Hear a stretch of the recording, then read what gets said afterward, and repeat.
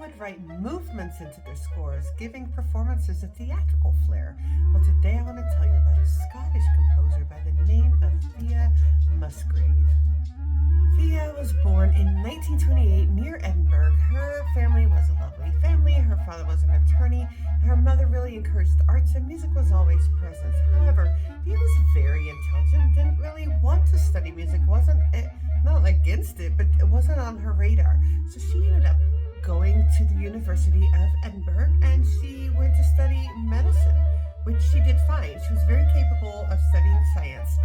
But as she was studying, she became encaptured more and more with music until it kind of got her, it hooked into her, and she couldn't let go. And so then she switched over and formally started studying music. So she often says that she accidentally became a composer. After she was done with that degree, she went to the Conservatory of Scotland and studied music some more. And then she moved to Paris, and she had the privilege of studying with Nadia Boulanger for 4 years. We've talked about Nadia Boulanger before, and she was really famous for allowing her students to have their own voice, but giving them or demanding structural clarity and emotional honesty, and also technical mastery. And Thea absorbed this and made it all her own. Unlike many students at the time, she was not really into this neoclassical thing, but she did want to explore. Early on, she was really less interested in this pure abstraction and more interested in music as an action. By the 1950s and 60s, she really starts getting a name for herself in Britain.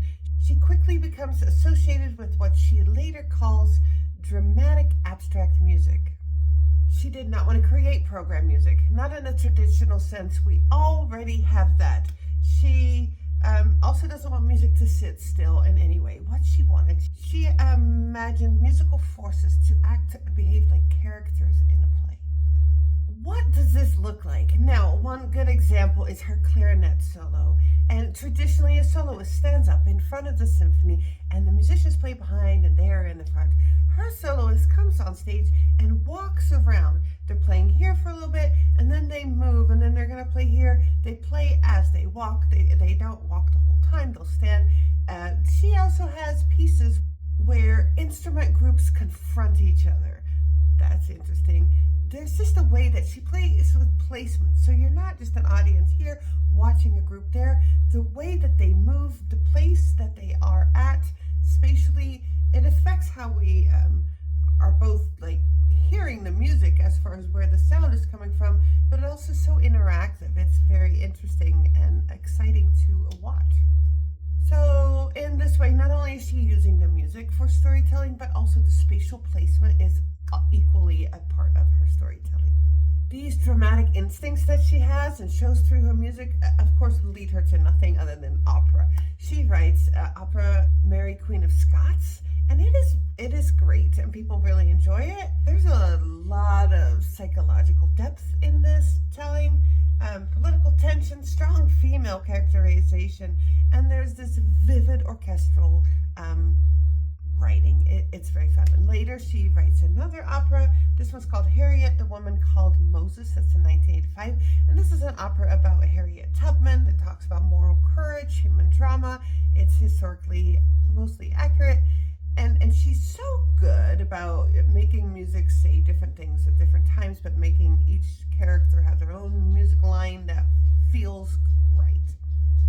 She was definitely a force to be reckoned with. She had to really work on being a composer as a female, because it was a male-dominated industry. It still is a lot.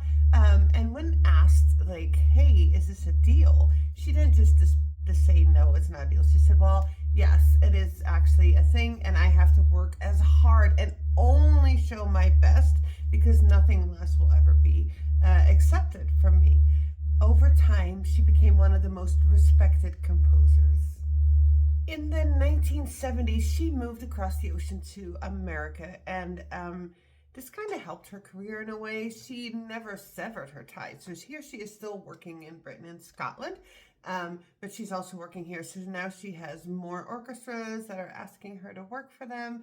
She has teaching opportunities in many more universities, and she has stayed in America. Honestly, I don't know at this point how much it would matter because her international presence has just grown over time that at this point people are going to want to work with her or, in the 70s, 80s, 90s, no matter where she was living. Because her music is so innovative, her notation had to be as well. She has pieces where people are playing in different tempos, and so then that had to be like you're going to really look for a cue line. The spatial movements, the acting. So she had to create different ways of putting it. She also didn't want music to sound easy and it be really difficult. She did not want to make music that was unplayable. To her, that was a big no-no. She herself says, music, yes, it can be challenging, but it must be playable. Performers have to be able to realize this drama and effectively perform it how she envisioned it. Over her career, she won several awards.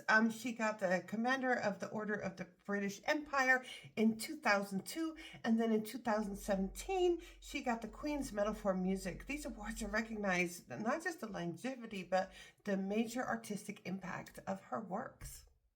The energy that she has brought to all her work, well, that definitely comes from inside of her. She is now 97, guys. She was born in 1928, and she is still out there, and she's still doing. Of course, she has slowed down, but she does not want to retire, has no desire to retire. She's still living in California, and and still a part of the musical world. Yes, it's probably a lot less energy than like 30, 40 years ago, but 97 and still going, that's pretty amazing.